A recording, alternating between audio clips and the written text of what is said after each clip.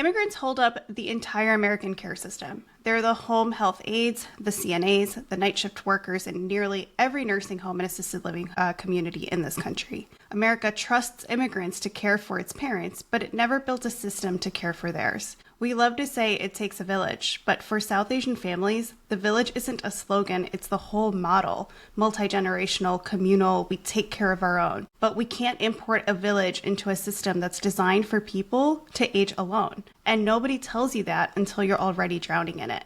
That navigation gap between formal U.S. care systems and immigrant families is what we're talking about today. What does the elder care navigation gap look like for immigrant families who are encountering the U.S. care system for the first time? Where do formal U.S. care systems, insurance, long-term care, discharge planning break down for families who didn't grow up inside of them? What barriers beyond language, like cultural assumptions, trust, system design, prevent immigrant families from accessing services that technically exist? And what would it look like if our care systems were actually built to serve immigrant families and not just translated for them? Welcome to the Aging Together podcast. I'm your host, Dr. Pooja Ashok Patel, a double board certified occupational therapist and gerontologist with additional certifications in dementia and fall prevention. This season, we are unfiltered. In this podcast, I interview guests who are experts in their fields or caregivers who are sharing their lived experiences.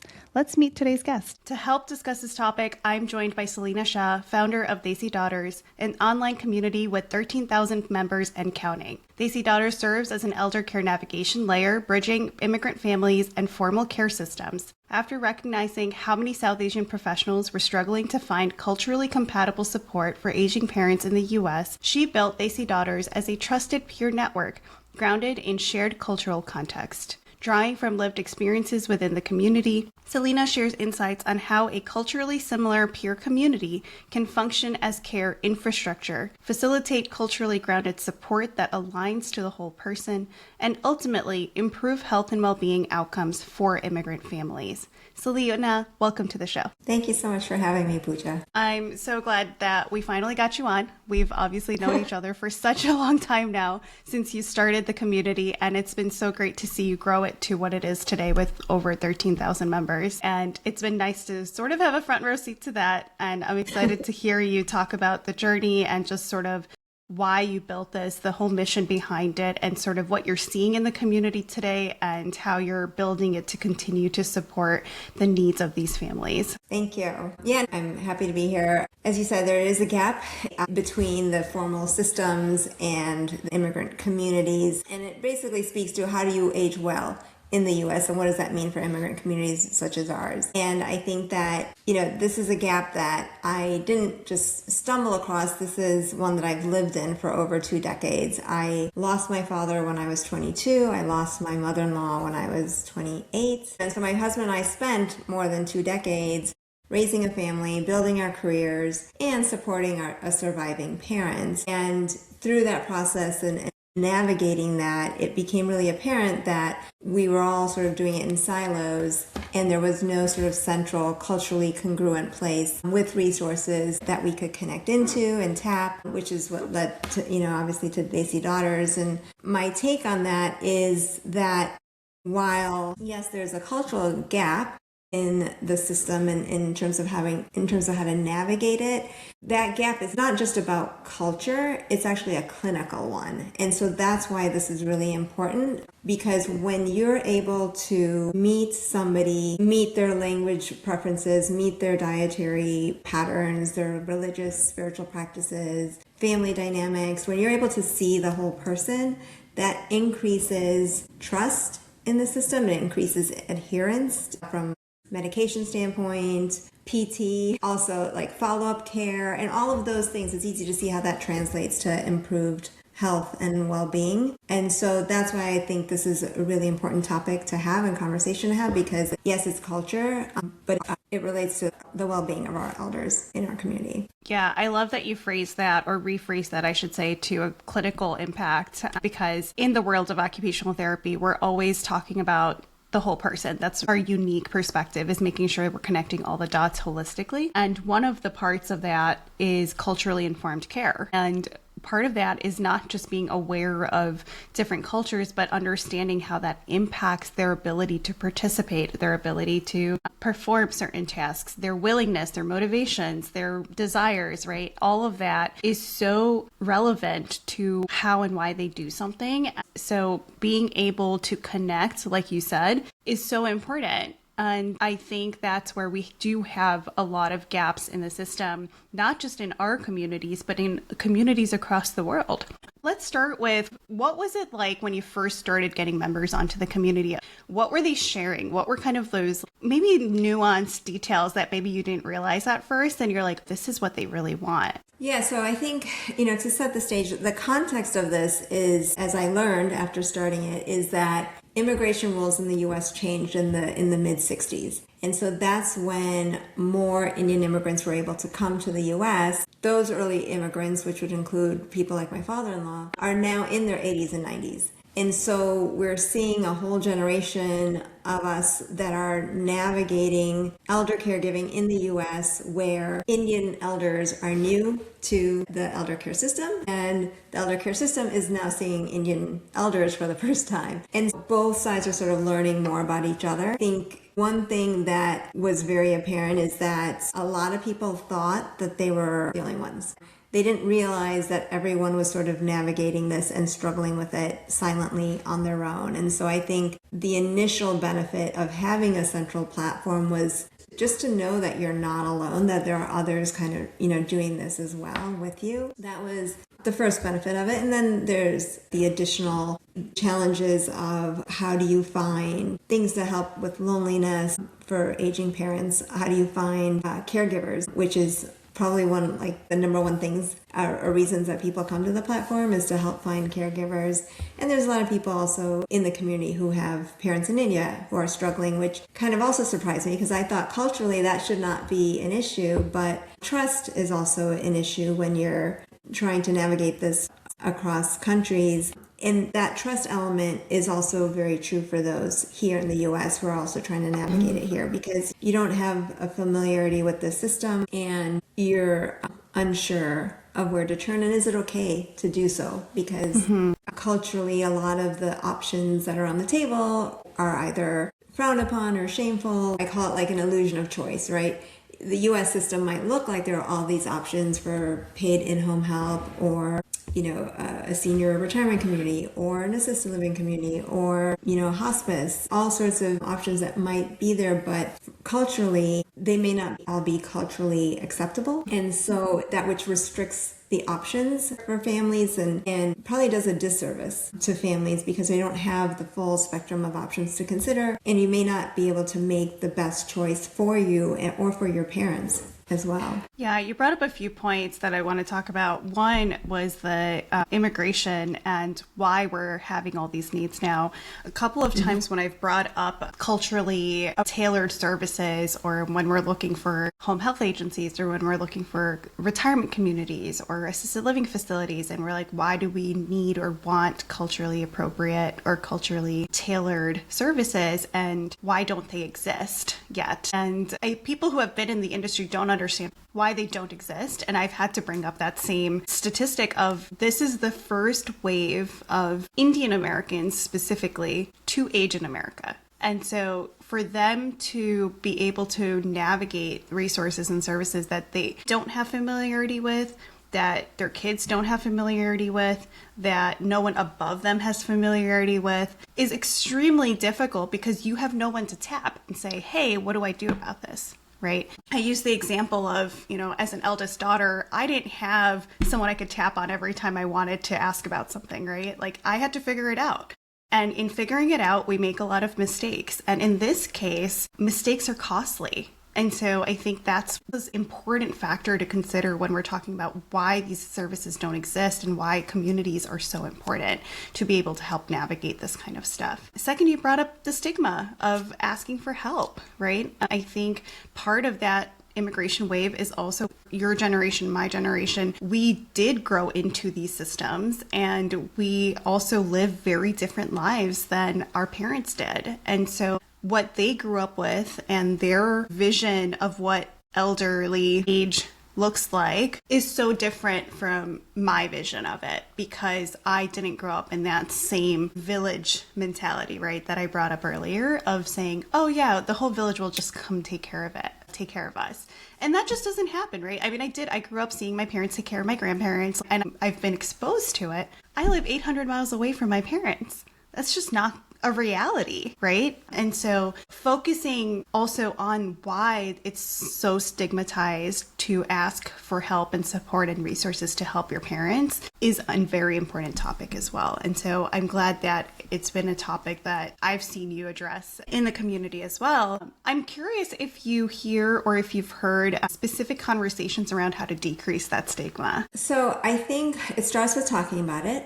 It starts with talking about what your scenario is, what are you considering, and getting the support of others around you who understand the stigma, right? So you're surrounded by a group of people who get it, who understand where that's coming from, who understand that a lot of it is due to unfamiliarity from the elder generation. It's not necessarily distrust or anything like that. It's just that immigrant parents who have come to this country decades ago, their memories of what it means to care for elders are sort of frozen in time, back to a time that doesn't exist now, not even in India. Yeah. Times have changed there as well, and they may not realize that. And so I think talking about it openly in a safe space makes it easier to accept. And I think the other thing that we're doing is encouraging people to share their experiences, right? So it's a forum where, okay, one person goes out, tries something, reports back to the group, and that just makes it more acceptable to adopt for the next family. I think that pattern over and over is what's changing the sentiment and making it easier for future families who are trying to navigate the same issues. Yeah, I think that's really beautiful to be able to experience share like that and offer consolation that, this is okay. We're doing the best we can with the resources we have, and we need to be able to, we just want our parents cared for, right? Like at the end of the day, we just want to make sure they're healthy and they're safe and they're supported. And so how do we best do that if we're not there with them? And even if we are there with them and have a family with 3 kids and jobs and all of that, right? How do we best support them? I think it's great that people can share what they've done, what works and what hasn't worked. One of the things we wanted to really highlight was this whole lost in translation concept of what our expectations are within our South Asian communities as when it comes to elder care, and how the U.S. care system just simply doesn't have the infrastructure or the processes in place to help support those expectations in a way, and really what that difference looks like, and then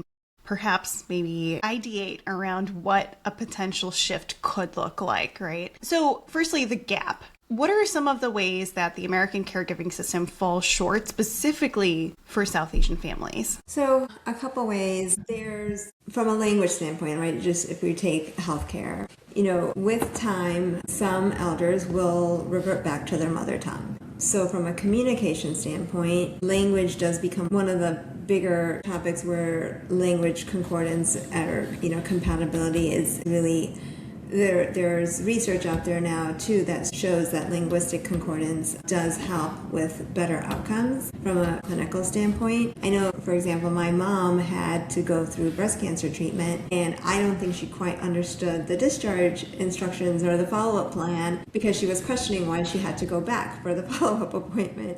And I think it was because it just was not clear to her. There are interpreter services now, of course, but a lot of times they translate words, not meaning, not emotion, not fears, and they don't get into that. Language I do in 3 parts. There's obviously the verbal, for the oral component, but then there's written. So when it comes to being able to understand the paperwork or fill anything out, that becomes a challenge in terms of how do you do this? Any of the online communication, checking in advance, registering for an appointment, that's also not possible, right? So there's a lot of help that families need to do in terms of stepping in to be able to fill that role, which is, I think, ultimately what happens, right? When there's a gap, it's the families that end up filling that gap. So that's one example where that's been a challenge for us that I've experienced personally. Also, my father-in-law, a couple years ago, had a pretty challenging health year. Part of that year, he did spend in a rehab facility, but there were very limited options that were vegetarian. And coming from a country that has really high rates of vegetarianism,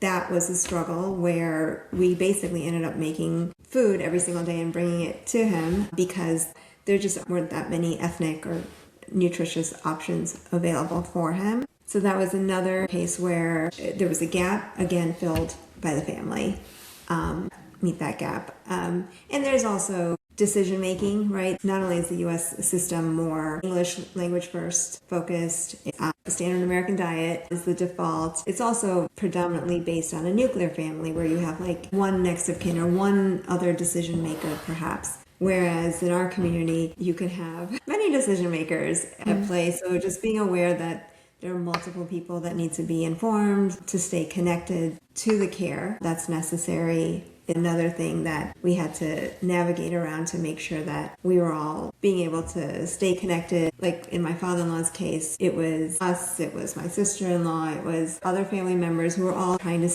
stay connected in terms of having that communication with the medical team and to make sure that decisions are made correctly. But I also think that the other aspect of this is that there are gaps in the system. There are also existing services where there's just a general lack of awareness in our community because there hasn't been as much awareness of these services. So for example, hospice. A lot of families that I know of are just still not aware of the benefits of hospice, and yet when they do take advantage of it, they're really appreciative because it can be a big help. And so again, it's a matter of talking about it in our community and the benefits of it. And I think the data does show that we utilize hospice at much lower rates than the average U.S. general population. And so there is a gap there as well. Partly, I think it's also due to the fact that amongst Indians and South Asians in the U.S., this might come as a surprise, but there's a relatively high rate of limited English proficiency adults. And so despite that, because of the model minority myth, there's just not as much targeted materials and outreach and resources made available to our community because the assumption is that we don't need it, but when in fact we do. Yeah. You shared so many great points, a few experiences I can share with education. So yes, having worked in hospitals for a decade now, I can tell you, of course, interpretation and translator services are available, but I like how you said they translate words, they don't translate meaning. And I think that's really important to note because just because we're using a translator doesn't mean that we're getting the full meaning across of what something means for a family or a patient. And so, we do have options for in-person interpreters, but a lot of those are very limited or specific to a few languages that are maybe highly utilized in that specific area. So it's not always available for every language that comes through. And for those who might not be aware, India itself has over 200 dialects and languages, and then you expand that to the greater South Asia, and you are now dealing with hundreds of dialects and languages. And so it is hard. It's difficult. I know obviously from a operational standpoint of how do we provide interpretation in every single language possible. And I don't think that that's necessarily what we're asking for. But I think there does need to be awareness of the fact of, hey, we might need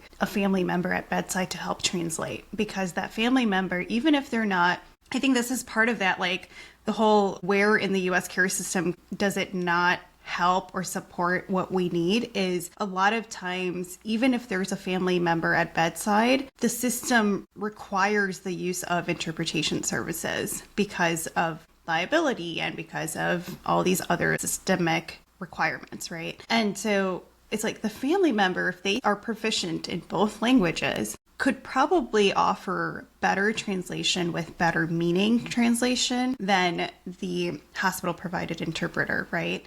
But because of how the system works and how requirements work and how liability works and how training works, oftentimes the requirement is to use an interpreter, right? And so I think that's like one of those little pieces where it's like, if only everyone would just understand why a patient prefers a family member to interpret instead of an iPad with a remote person who's translating, right? And so I think that's one area that I think more people should have awareness about and really try to understand, like, can we just use the family member and will that be better for us? Of course, the liability there is like, what if the family member doesn't translate everything? Like, how would you know? You wouldn't know if they're not translating all of it. Or sometimes I've had family members who sort of overstep, or if I'm trying to ask them cognitive questions, the family members answering them instead of translating them, right? Like, there's things like that come up, of course, but I think ultimately when you're trying to transfer actual information and trying to offer support and suggestions or plan of care, it's really important to have the family involved. The second point you made was about decision making, and this is a topic that I've covered before as well, of POAs are families in our community, right? Like, yes, because the system requires us to have one healthcare power of attorney, we'll often have to go through endless family discussions of who that one person's going to be. But even if there's one person on paper from a legal standpoint, we know that it's not actually going to be that one person who's making that decision, right? It's going to be that person bringing all the information back to the family, and it's going to be a family decision of whatever it might be. And I think part of that, like you mentioned, is that awareness and education piece to our community of understanding why POAs are important, and then also how to advocate for the fact that the reason why so many people want to talk to the doctor.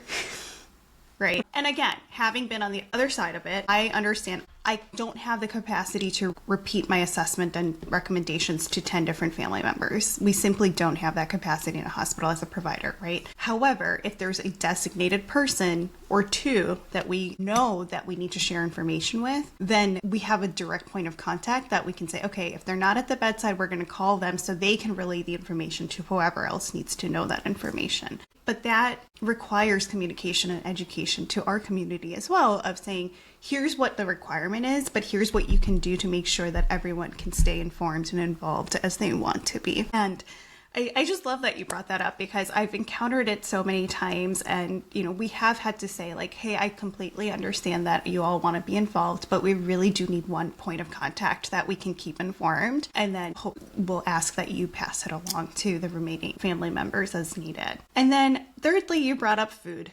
And food is always an issue, especially in any inpatient setting. So if you're going into a hospital for an emergency or in a surgery or health issue, if you're going into rehab, if you're going into long-term care, if you're going to assisted living, food is an issue almost everywhere. And like you mentioned, the all-American diet, but even people who are not of a specific ethnicity complain about food. And for them, it's maybe like, oh, there's too much salt, or there's too much sugar, or there's not appetizing, whatever it might be. But they're still eating something that they're familiar with and that they know what it is, right? And in our case, a lot of these elders don't have the option for that. Or their options, like you said, are extremely limited. So similar to your experience with your father-in-law, when my grandma went into a hospital a couple years ago now, she went to rehab, and then she was on a very specific diet. And the hospital she got the same meal for lunch and dinner for like 4 days straight. And so then we started bringing her food, because then they're like, oh, she needs to eat more. And we're like, well, she's not going to eat more if this is what you're giving her for 2 meals a day, every single day,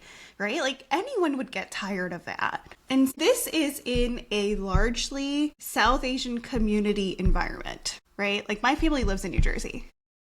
So you're telling me that a hospital and a rehab facility in central New Jersey can't offer options for Indian food? Right? So when we try and think about that from a larger scale, we're like, well, if this community can't do it, then how are we supposed to expect these other areas with less density or less population of specific ethnicities to be able to accommodate? And I think that's where you find a lot of like community solutions coming in as Band-Aids, right? So I've had cases where, somebody will ask for assistance, not necessarily for companionship, but like, hey, can you bring a meal to my parents during their stay, because they know they're not going to get the meal otherwise that they're going to eat. I've had seniors ask about creating Indian wings in assisted living facilities, because culture is also your peers, and having those shared memories and being able to talk about things in the same way. And so, that's something that we're looking at. It's like, okay, how can we help make that happen? I think there's one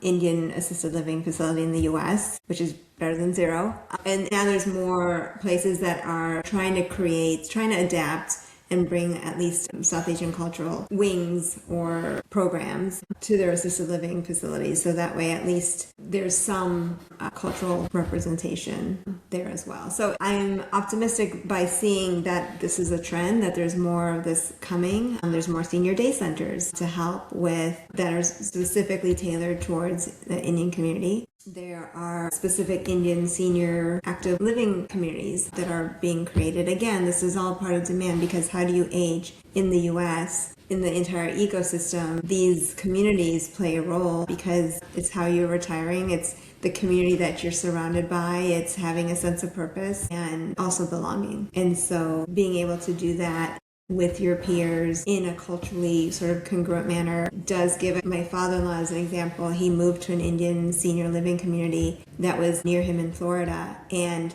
I think initially he may have been hesitant, but he went from that to becoming president of the board.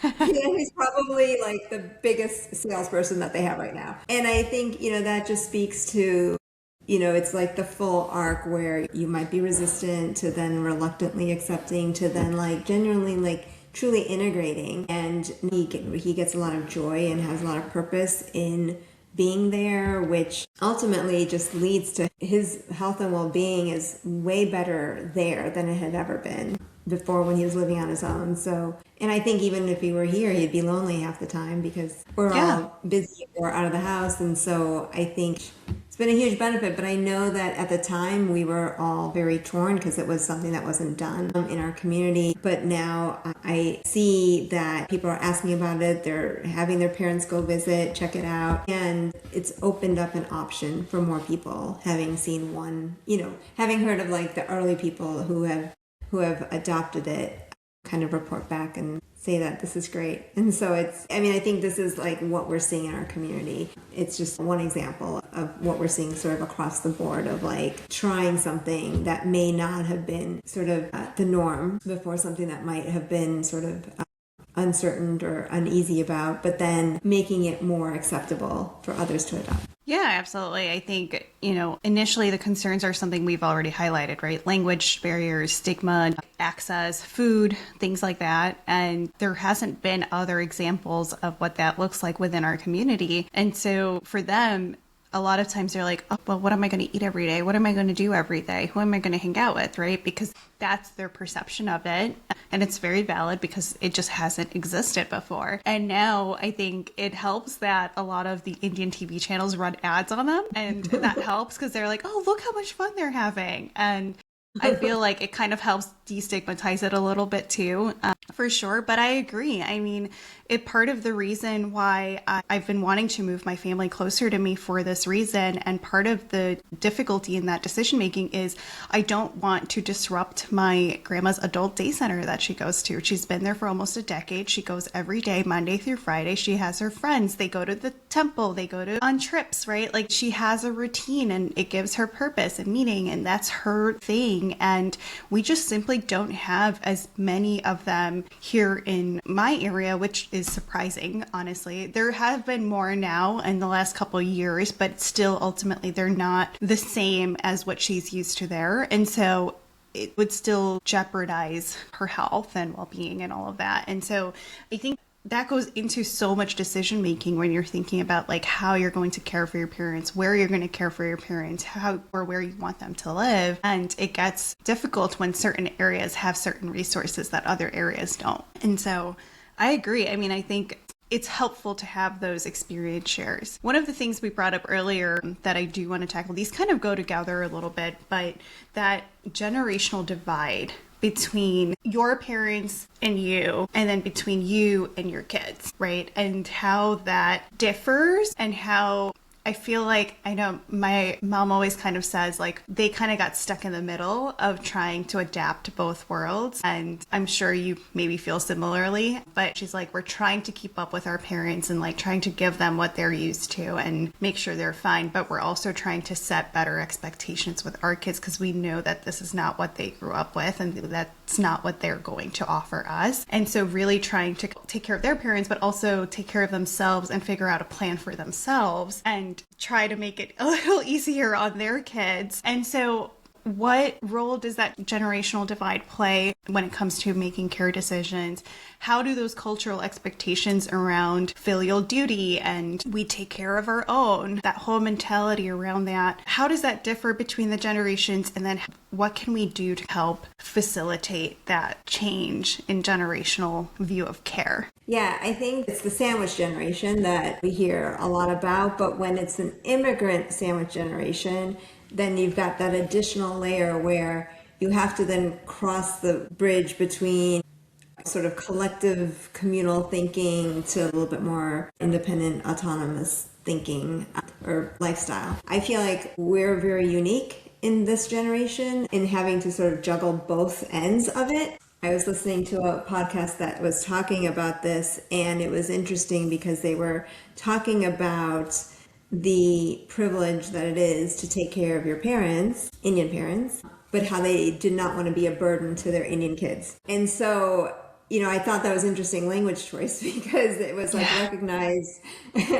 on one hand as the privilege, and it can be a positive, but then on the other hand, it is, I think when you're doing it, you realize that it's a lot of work too. And so do you really want that for your own kids? And I think, so number one, I think we are in a unique time and a unique generation in terms of having to navigate both of these at the same time. I don't think our kids will have to do that. Secondly, I think in terms of what does that mean as in terms of like taking care of our own, because I think as I mentioned before, our parents grew up in a time and place where there were certain norms and certain expectations. And that's kind of what got passed down to our gen. And so we see that like in an AARP study that Asian American Pacific Islanders, so API community, in the survey about 75% of the API community was expecting to take care of their elders, whereas it was about 50% in the general population. But in reality, it was almost double the prevalence where API family caregivers were taking care of the general US population. And so this phenomenon is one that you can be proud of, that yes, we do take care of our own, but the flip side of that is that 60% of API caregivers also felt that they had no choice. And so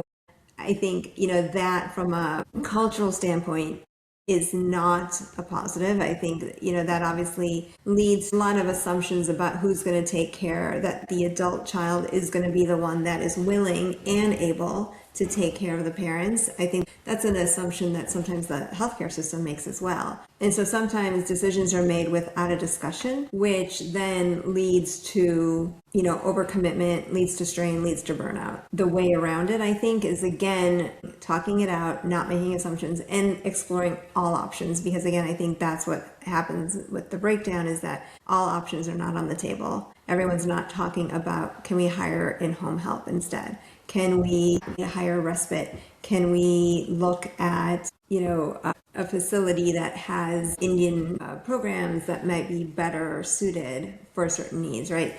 I think we just do ourselves a disservice by not looking at all the options, because then we don't know that if we're making the right decision for ourselves and for our parents. And I think that that's, from a generational divide standpoint, I think the way we're going to tackle this is by having open conversations, at least amongst ourselves, so that way we can all compare notes and know that, this is okay. You can look at these options and, and find a good solution that fits. Yeah, absolutely. And I think talking about the emotions, I think that leads to a lot of guilt and resentment by the children who are providing that care too, right? Because you feel guilty for not being able to provide all the care that maybe was assumed you were going to provide. And then because of that guilt, you do provide that support, but then you build up resentment because it's taking away from whatever you have sacrificed to be able to do that. And I think we do need a little bit of a reframe on the privilege to take care of our parents. I think it's a privilege to be able to provide care for our parents. And I don't think that that means it has to be us providing hands-on care. I think it's about being able to organize care for your parents, making sure that they're supported, making sure that they have everything they need so that they're not struggling in any way, right? I think that framing around it's a privilege to take care of our parents often gets used as a weapon, and that then leads to creating a lot of guilt I'll speak for my generation whose parents came a little later in the immigration wave. And so now we're the first generation navigating these waters. And we don't want to feel guilty about providing care. But then a lot of times this whole mentality around it's your duty, it's an obligation, it's a privilege. Like, I feel like that often gets used as a weapon instead of it actually truly being a privilege to be able to take care of our parents, right? And so I do think a slight shift in that is called for. And maybe, like you said, maybe with these open conversations, these discussions, these experience shares, more and more people are starting to have awareness about, okay, this is okay. Well, this is better. You know, the way I frame it when I'm speaking with families is your parent needs professional care. You are not a trained professional. So you are doing your parents justice by getting them the care that they need by a trained professional so that you can remain their child and not their caregiver. I love that.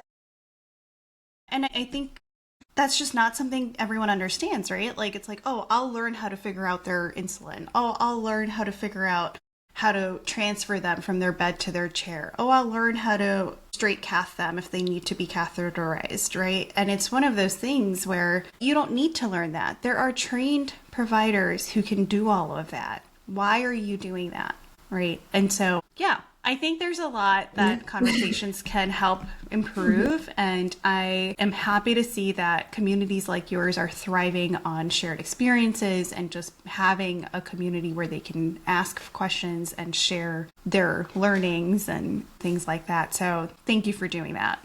Yeah, of course. And then one more comment on that is that I do think that the framing is shifting, in part because of all of the immigrants who have come here later to the US and are finding themselves caring for a parent remotely. And so because you're caring for a parent remotely, you're automatically in that position where you now have to start hiring professional help. And even though a lot of people are struggling with it in terms of the guilt and, not being the one that's there to do it, it is showing another way. And there are a lot of people in the community that will talk about making that decision. It's a hard emotional one, but at the same time, parents might be thriving under that scenario as well. And so you can kind of see both sides where parents are still able to retain their community, their friends and family that are nearby. They don't have to get uprooted, and they still feel, sort of supported, which is the ultimate goal. Yeah, absolutely. And I think I'm hopeful that that's going to continue to change in our community so that we can all just thrive and be supportive of each other. Salina, I think this has been such a great conversation. I'm so glad that we connected early on in your journey and that I've been able to kind of see it grow over time. What would you like to leave the audience with? Like, what do you foresee this becoming in the next, let's say, year or 2 years? And what would one message be to anyone in our community or an adjacent community that might be listening? For me, the AC Daughters was always about making sure that our community members knew that they weren't alone in trying to navigate this, where they could be with others who understood and had practical insights to make it. It can be a complicated process. It could be time consuming to do all the research yourself and figure things out, and it could be expensive to do a lot of trial and error. But this offers a way to be able to get connected to the right resources faster, and hopefully, having these peer recommendations is helpful for others. And I hope that it's a resource that more families take advantage of, because, found when we were trying to navigate some health episodes, we relied a lot on our friends and family. But not everybody has a big network that they can tap, and that was the whole goal of the AC Daughters, is to kind of have thousands of people that you could talk to and compare notes with, whether it's a parent with Alzheimer's or Parkinson's, or struggling to live alone, or any number of challenges, right? Even basic things like, well, how do I set up security camera, or how do I, is there a local meal service or tiffin service, or, just all sorts of questions that come up that people are, navigating and trying to figure out how do we tackle this. Yes, absolutely. And like we mentioned and talked about, there's so many differences in how we care for our communities versus the U.S. care system. And it's always helpful to have a lot of people to pick brains with and problem solve to provide the best we can for our families. Salina, thank you so much for coming on the show. Sure. Thank you so much for having me, Pooja. Thank you for listening to the Aging Together podcast. If today's conversation helped you, please follow the show, share it with a friend, or leave a quick rating or review. Your support keeps this podcast free, ad light, and growing. Until next time, let's keep learning and aging together. Take care.